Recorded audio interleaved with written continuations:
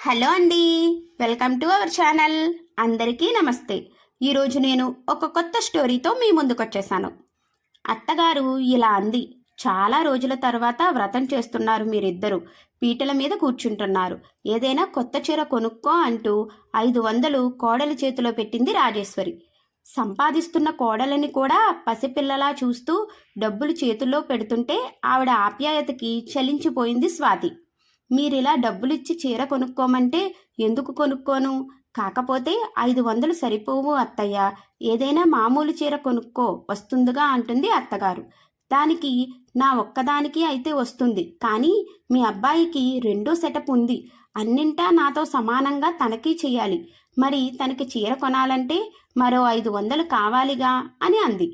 ముసలమ్మ తెల్లబోయింది. నీ ముఖం ఏమిటా పిచ్చి మాటలు? చాలిలే ఊరుకో అంది. పిచ్చి మాటలు ఏమిటత్తయ్యా? ఎదురుగానే ఉన్నారుగా, మీ అబ్బాయిని అడగండి అంది. అప్పటికే లక్ష్మీకాంత్ ముఖం సీరియస్గా ఉంది. నిప్పులు కురిసేలా భార్యని చూశాడు. అయోమయంగా చూసింది కొడుకు వంక. ఏమిటి నాన్న అంది.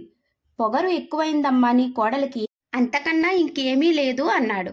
నేనన్న మాట అబద్ధం అని చెప్పమనండి, నాకు పొగరు అని ఒప్పుకుంటాను అని శాంతంగా అంది స్వాతి. చరచర అక్కడి నుండి లక్ష్మీకాంత్ వెళ్ళిపోయాడు. ముసలావిడ స్వాతి దగ్గరికి వచ్చి ఎవరు ఆ పిల్ల అని అంటుంది. దానికి స్వాతి పిల్ల కాదు, పిల్లల తల్లి. ఇద్దరిది నైట్ డ్యూటీ అవడం వలన పరిచయం ప్రేమగా మారింది అంది. మీ సంసారంలో మూడో మనిషి రావడం ఏమిటి అని బాధగా అంది ముసలావిడ. లక్ష్మీకాంత్ వచ్చి ఏమిటి రాద్ధాంతం చేస్తున్నావు అంటాడు. నన్ను మరి ఏమి చేయమంటారు అంది. ఏమి చేస్తావు? అందరి ఆడవాళ్లలాగానే సంసారం చేస్తావు. ఇందులో చేసేందుకు ఏముంది అంటాడు.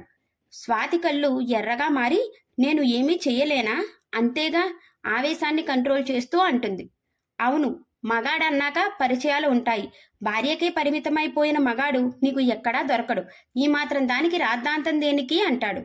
మరి నేను మరో మగాడితో సంబంధం పెట్టుకున్నా మీరు చచ్చినట్లు నాతో సంసారం చేస్తారా అని భర్తని సూటిగా అడిగింది. బరి తెగించిన ఆడదాన్ని భరించాల్సిన అవసరం లేదు నాకు అంటాడు. మరి మిమ్మల్ని నేను ఎందుకు భరించాలి అంటుంది. భరించక ఏమి చేస్తారు? బయటికి వెళితే మీకు దిక్కు ఎవరు? సంపాదన ఉన్నంత మాత్రాన మీకు గౌరవం ఉంటుందా మొగుడిని వదిలేస్తే అంటాడు. ఏమీ పర్వాలేదు, నీవు ఇద్దరితో ఉండాలి అంటే కుదరదు. మనం కలిసి ఉండము. నేను నీకు విడాకులు ఇవ్వను. ఇంటి ఖర్చులు, పిల్లల ఖర్చులు, కార్ డ్రైవర్ శాలరీ, ఈ మొత్తానికి అయ్యే అమౌంట్ ప్రతి నెల ఫస్ట్కి బ్యాంకులో డిపాజిట్ కావాలి. దానికి ఏర్పాట్లు చెయ్యి. ఎందుకంటే ప్రతి అడ్డగాడిద ఒక పిల్లాడిని పిల్లని కనేసి వాళ్ళని పెళ్ళాన్నెత్తిన వదిలేసి వాడి సరదాలు వెతుక్కోవడం ఇప్పుడొక అలవాటుగా మారింది. పిల్లలతో పెళ్ళాం కష్టపడాలి.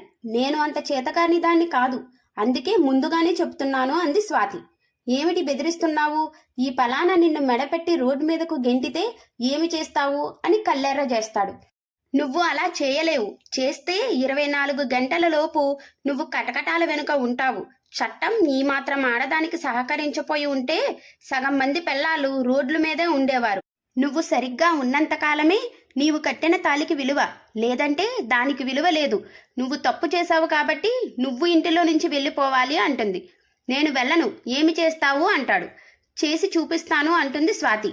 ముసలమ్మ ఎందుకమ్మా ఈ పట్టుదల? ప్రేమగా పక్కన కూర్చొని బతిమాలి కాపురాన్ని నిలబెట్టుకోమ్మా స్వాతి అంటుంది. నేను ఈ అవమానాన్ని దిగమింగి ప్రేమగా లాలించాలా? ఎందుకు అత్తయ్య నేను అంత దిగజారాలి అని బాధగా అడుగుతుంది.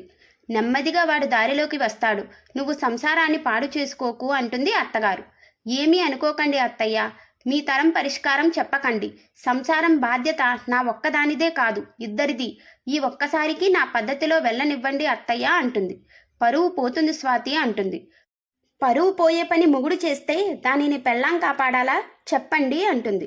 ఈలోపు చిన్నత్తయ్య గారు, మావయ్య గారు వస్తారు. బాగున్నారా? మీ ఆరోగ్యం ఎలా ఉంది? కాళ్ళు నొప్పులు తగ్గాయా అని అడిగితే వాళ్ళు పర్వాలేదు స్వాతి అని అడిగి ఏమిటి సడన్గా సత్యనారాయణ వ్రతం అన్నారు. ఏమిటి విశేషం అని అడుగుతారు. విశేషమే, మా ఆయన ఉంచుకున్న అమ్మాయిని మన కుటుంబంలో అందరికీ పరిచయం చేద్దామని కాసేపట్లో వస్తుంది, చూద్దురు గాని అంటుంది. లక్ష్మీకాంత్ మొహం నల్లగా మాడిపోతుంది. బాబాయ్ పిన్ని ఒకరి ముఖం ఒకరు చూసుకున్నారు. ముసలమ్మ నుదురు కొట్టుకుంటూ అక్కడి నుంచి వెళ్ళిపోతుంది. అదేంటి మావయ్య గారు అలా చూస్తున్నారు? ఈయన దృష్టిలో నేను ఆవిడ సమానం కనుక మరి మీరంతా తనని చూడాలి కదా అందుకే ఈ చిన్న గెట్ టుగెదర్ అంటుంది.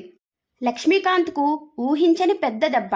పడగ్గదిలో ఏడ్చి బయటకు వచ్చే ముందు మొహం కడుక్కొని మామూలుగా ఉంటుందని ధీమాగా ఉన్న అతనికి స్వాతి ప్రవర్తనకు ఏం చేయాలో అర్థం కాక చూస్తున్నాడు. తన చెల్లితో ఈ పింక్ కలర్ శారీ ఎలా ఉంటుంది, మీ బావగారు ఉంచుకున్న అమ్మాయికి అంటుంది.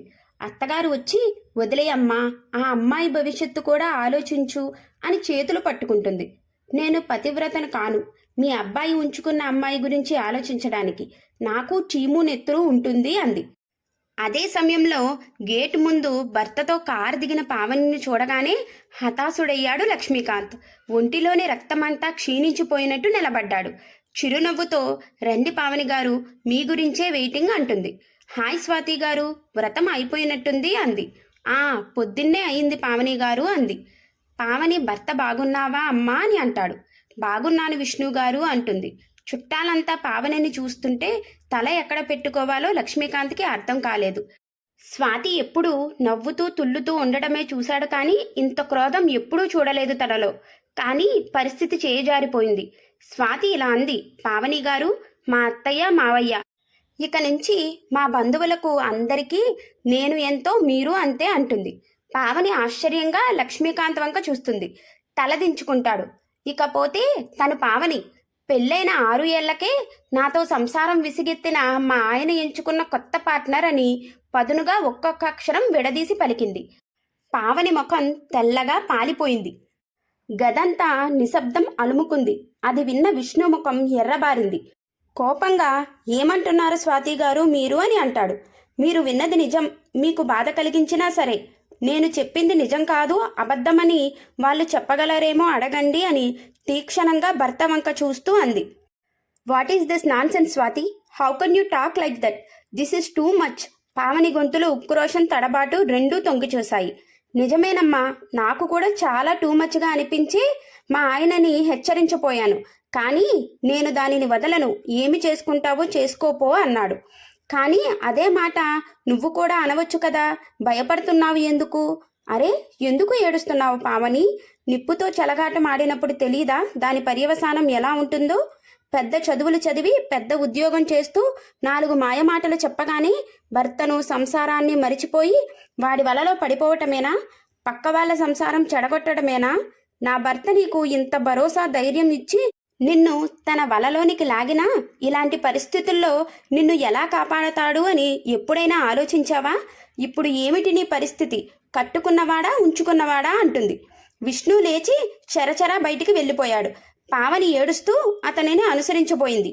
కానీ స్వాతి కఠినంగా పావనినే ఆపింది. నా ప్రశ్నకు సమాధానం ఇచ్చిన తర్వాతే వెళ్ళాలి నీవు అంటుంది. స్వాతి మామగారు చదువుకుని ఉండి కూడా నీవు చాలా చీప్గా ప్రవర్తిస్తున్నావు అంటాడు. అవును మామగారు, నా చర్యని ఇక్కడ ఎవరూ తట్టుకోలేరు, నాకు తెలుసు. భర్త చేసిన తప్పులను భరిస్తూ 4 గోడల మధ్య ఏడుస్తూ బతుకుతున్న వారికి ఏమి న్యాయం చేస్తున్నారు భర్తలు?